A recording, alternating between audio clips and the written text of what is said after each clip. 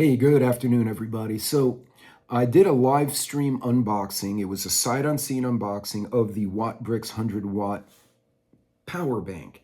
And I did it on a live. And then we went down the chat and we talked about a variety of things. So this is going to be a more concise review of the WattBrick. Now, this is the box, and I'm going to show it to you, and then we'll go through the product.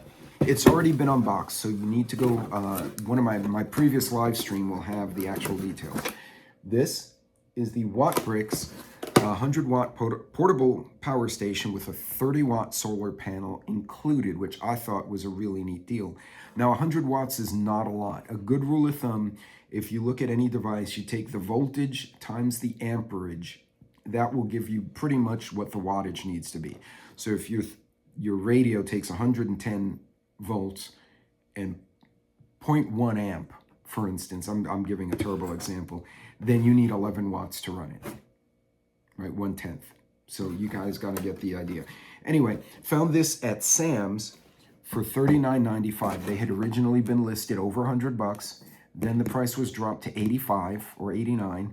Then it went to $69. I didn't see when that happened, but I went into Sam's this weekend, normal grocery shopping, picking some preps up on the side, and I saw this for $39.95.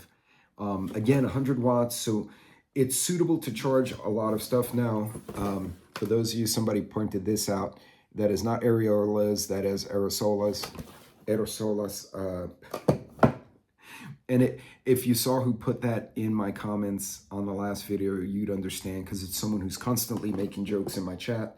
In any case, God, you guys never cease to amaze me with the jokes. WattBrick, yes, Espanol, English. So if you want to learn a little bit of Spanish, I guess you could do that. Let's read the specs, though. So it has 2 USBs, outputs 100 watt max. You can charge it with a car charger. Battery capacity is 16 volts at 99.2 watt hours. And it is, the solar panel has a peak transfer power of 30%.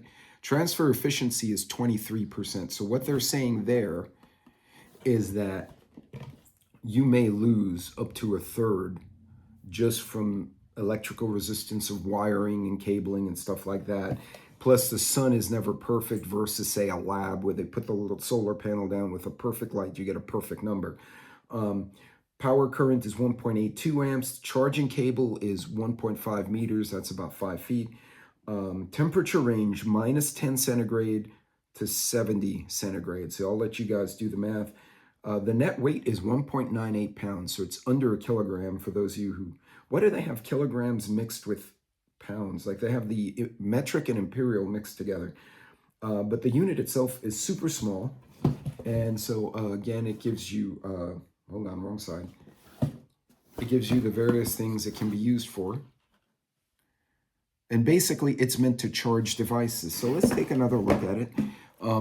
Once you open the box, you have your little handy-dandy materials.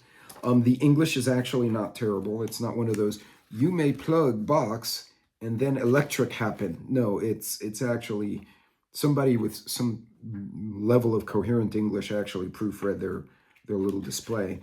And it gives you all the tech specs in here as well as charging. So, what is the WattBrick? It is a portable power station, and it's itty-bitty. This is the power station. For example, this is my insulting coffee mug. It's actually really small. It actually has, so we have 2 USB-C in outputs and a USB-A. Now the first one, it says in, out, so this is also the charging port. So if it detects incoming power, it switches to an incoming charge. Has a little handle, and you click on it, and that's your display. So I plugged it in. I have some sockets in the house that have a USB port as well as the classic 120 volt plug. So I just plugged it in there. It was at 59%. It took about 2 hours to go to 100%. I will tell you right now that at least the wall plug I used, which was a power strip on my desk, it was putting in 10 to 15 watts. So it wasn't coming in at, whatever the normal wattage is in a house, it was coming in a lot lower. But it is small. Again, it weighs under 2 pounds. So like if you want to take it in a backpack and go hiking and use it for a little base camp device charger, it's great. Nice little device, compact. Oops. Comes with a USB-C to USB-A adapter, and it comes with a USB-C to solar adapter. And this is the little solar array. Bing. This came in the box as well, in a separate little package. You unzip, and I think this is super cool. And hold on a second here. I'm going to unfold, and this is kind of what you get. So I took it outside at the sun at 4 p.m. So it was already, the sun was already starting to set. It was already descending in the west, so to say. And I was able to get a 12-watt charge out of, this is 30-watt max, and I got 12 watts. So I got about a little less than half efficiency out of it, which is okay, considering the sun was already like starting to set on the horizon. I had to kind of hold the panel up to get sun.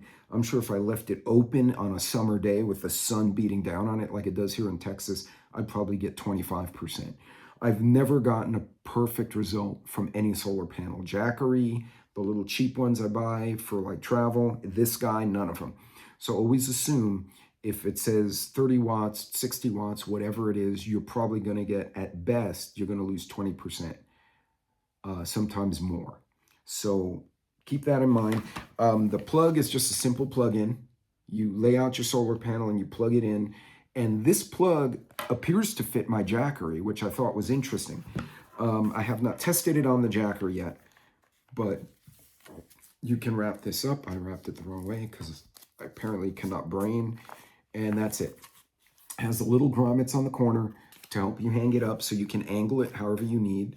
I know when I live stream, did the live stream where I unboxed the initial box, one person said, hey, I could actually tie that to the top of my backpack and just let it hang down when I backpack, because he backpacks, I guess, in more open country. And he said, I'll just plug it into the WattBrick. If it's only 2 pounds, he said, I'll just like bungee it up here and let it charge as I'm hiking. So when I get set up my tent, I have this little device here. Now, I'm going to test this eventually with very basic things. Not just charging phones. I know it charges phones and whatnot, but I want to see if I could put LED lights and illuminate a small string of like LED Christmas lights. I just have to find one that has a USB port so that I can plug it in. I might have something here in the house that I can use. Overall, my thoughts, I definitely give this a BB+. I like the compatibility for the solar panel. I like the fact that it has a solar panel, because on Amazon, you could get the 120 watt, but it has no solar panel. I'd rather have the little guy with the solar panel.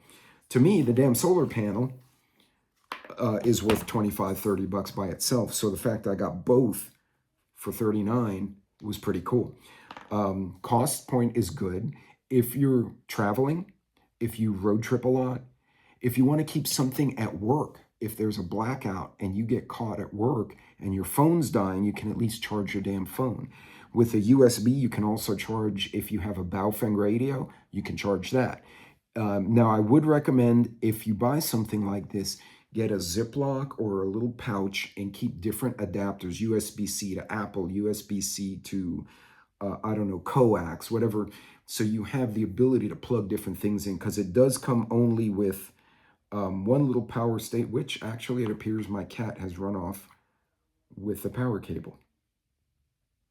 My cat sucks sometimes, truly. That's why the corgis play with her, because she sucks. Anyway, yeah, don't let your cat steal your cables. Anyway, make sure you have cables. Now, I travel with all sorts of different cables in my bag in general. So if I were to throw this in my carry-on or in my travel, that wouldn't worry me. I actually plan to start using this as my travel power brick. So if I have a road trip, I know I'm going to be in a hotel for a week, I'm going to throw this little guy in there and off I go. Anyway, check them out. They were $39.95 at Sam's. They were online at the same price as they were in the store, because some of the people in chat checked. Go find one. If it's in your price range and it's not expensive, go grab one. Not a bad little product. And yeah, especially if you're limited space, apartment, condo, hotel room, traveling, even flying, you can stick this in your carry-on and just tell them, oh, it's my little, they may scan it, but it's legit. And off you go. Anyway, folks, be good, be safe, plan your trips, be careful out there, and I will see you on the next video. Thanks for joining me. We'll see you later.